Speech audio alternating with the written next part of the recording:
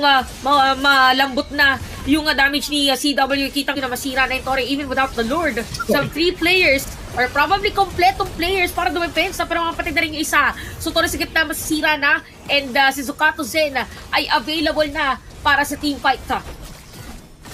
And mukhang ito na yun, Chantel. Mukhang mamamatay na naman si Luke. Pangatlong kill ng Guam. Pangatlong death ni Luke. So I think that's it. Alpha with the ulti out.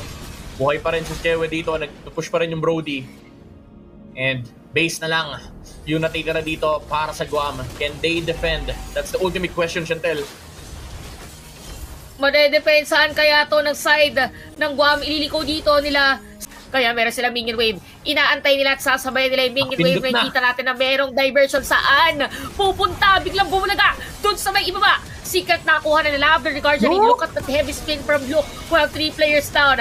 Make it 4 and a wipe out para sa Indo.